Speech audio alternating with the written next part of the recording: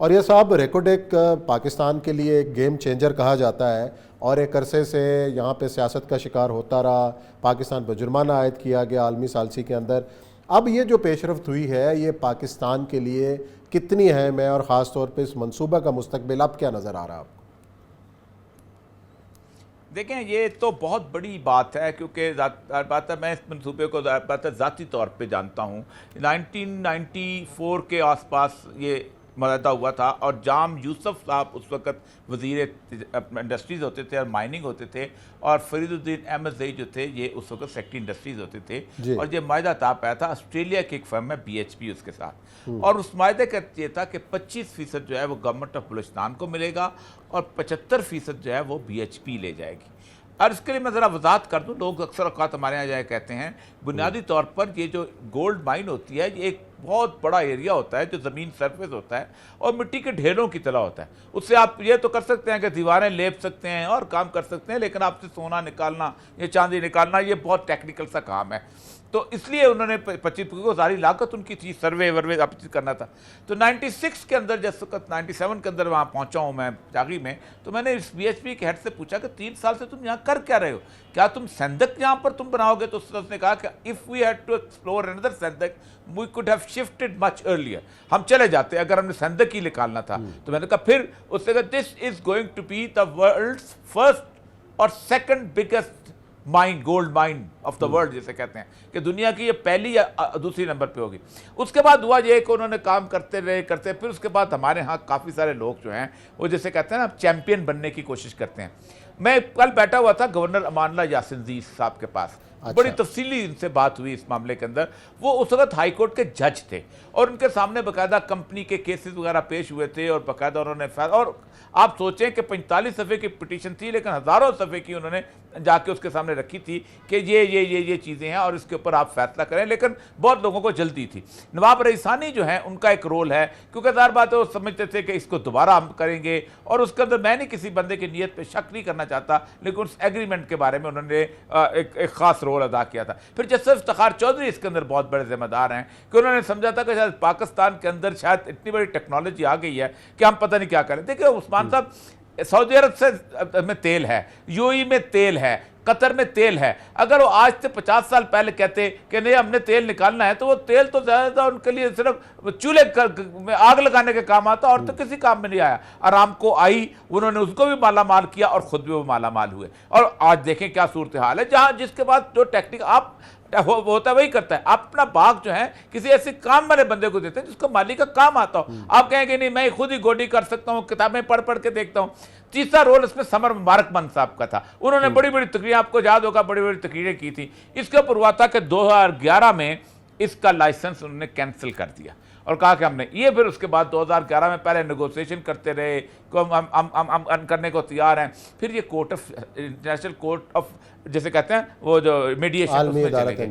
उससे पाकिस्तान को 10 आलमी अदारा जो है ना रिप्रोचमेंट का दूसरा, उन्होंने आखिरी लेवल पे केस हार गए और उन्होंने तकरीबन $11 अरब के करीब जो है आपके ऊपर जुर्माना। $11 को आसान काम नहीं है, आपको कैसे पे करेंगे, किस तरह पे करेंगे। और उस वक्त से आप देखें कि नेगोशिएशन चल रही है। और अब ये एग्रीमेंट जो हुआ है इसमें एक तो $11 अरब जो है वो तो आप देने ख़त्म हो गए।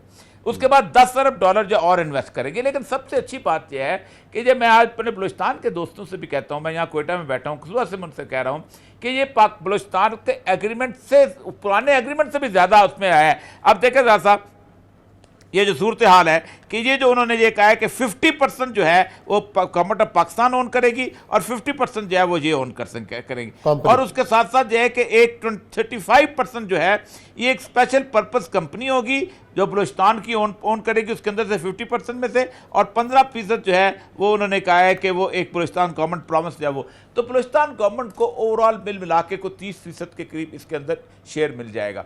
और आप खुद सोचें कि अगर ये काम शुरू हो जाता है तो ये बहुत कमाल की बात होगी।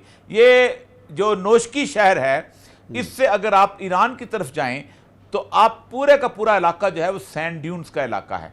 यानी दालबंदीन से पहले भी, पदक के बाद जो है दालबंदीन और ये पूरा इलाका जो है रेत का इलाका है। उसके बाद एक इलाका शुरू हो जाता है नौकुंडी का इलाका। ये नौकुंडी से एक रास्ते की तरफ है अफगानिस्तान और पाकिस्तान के दरमियान, ये वो इलाका है कि जहाँ पर ये रेकोडिक वाक़ा है। इसके आगे ही कुछ 100 किलोमीटर तक दूरी पर वो सेंदक वाक़ा है जो कि बिल्कुल ईरानी बॉर्डर के ऊपर है। इसके लेफ्ट की तरफ आप जाएंगे तो आपको पूरा का पूरा रेती इलाका जो है वो काला नजर आएगा, वो आयरन ओर का इलाका है। उसके साथ साथ मैं एक और बात बताऊं कि वहाँ खारान का इलाका जो है, ये उस ज़माने में जब धमाका हुआ था 1998 के अंदर, तो यूनियन टेक्सास जो है, जो बहुत बड़ी ऑयल कंपनी है, उसका चीफ जो है अचानक जहाज लेके वहाँ पहुँच गया।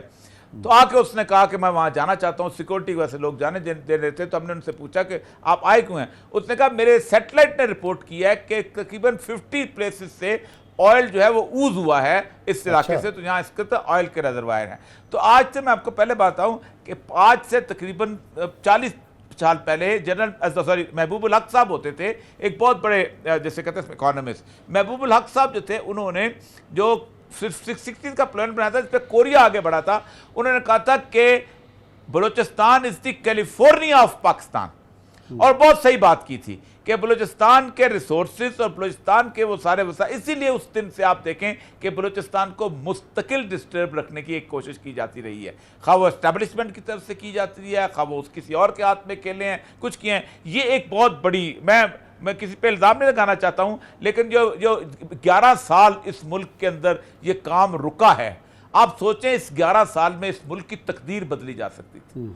2011 में ये काम रुका है, और उससे पहले भी बहुत। मेरी 11 साल की माइनिंग आप देख लें, उस माइनिंग से एक्सट्रैक्शन देख लें, उसके अंदर से आप देख लें कि आपको जो बेनिफिट मिलना था वो देख लें, और उसके बाद और जिसमें बलोचों को भी फायदा था, बाकी लोगों को भी फायदा था, सब कुछ था। और आज भी मैं अपने दोस्त बलोचों से यहाँ बैठे हुए बात कर रहा था, मैंने कहा ताला मैंगल साहब ने अपने मरहूम मरने से पहले एक बड़ी खूबसूरत बात की थी। उन्होंने कहा आप आज़ादी हासिल तो कर सकते हैं, लेकिन आप कभी आज़ादी को बरकरार रखना आपके लिए बहुत मुश्किल होगा। आप क्या समझते हैं, आज आप आज़ाद हो जाते हैं फॉर एग्जाम्पल, तो आप पे टूट पड़ेंगे।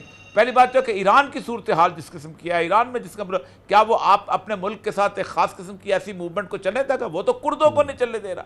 आप खुद देखें कि तुर्की के कुर्दों के खिलाफ ईरान सबसे ज़्यादा ना, कि तुर्की के साथ उसका ताल्लुकात नहीं है। इसी तरह हेलमंद के इलाके के अंदर फिर इंटरनेशनल फोर्सेज जिस तरह के यहाँ पर आएंगी, तो इनके लिए सबसे बेहतरीन रास्ता यही था कि इस वफाक के अंदर चलते हुए हमारा आगे बढ़ते। हमारे दोस्त थे डॉक्टर हई बलोच, फौत हो गए, मैंने कल उन पर लिखा भी है, वो भी यही कहते थे कि हम इस वफाक के अंदर अपने लिए मैक्सिमम ऑटोनॉमी चाहते हैं, मैक्सिमम फायदा चाहते हैं, मैक्सिमम बेहतर सूरत हाल चाहते हैं। तो दुनिया पूरी में होता है। अब कभी आपने सोचा है कैलिफोर्निया जैसी सहूलियात जो हैं वो डिट्रॉइट में मिल जाएं, या अरिजोना जैसी खुशहाली जो है वो और न्यूयॉर्क एक तरह का हो जाए? बलूचिस्तान ने अमीर होना था, और बलूचिस्तान को अमीर होना चाहिए था इन 10-11 सालों के अंदर, लेकिन असल मसला यही है कि कुछ किरदार ऐसे हैं कि जिन्होंने इस ज़ाती मामले के अंदर इंटरवीन करते हुए, और उनके ज़ाती इंटरेस्ट थे, जिसकी वजह से ये रेकोडेक जो है वो तबाह हुआ।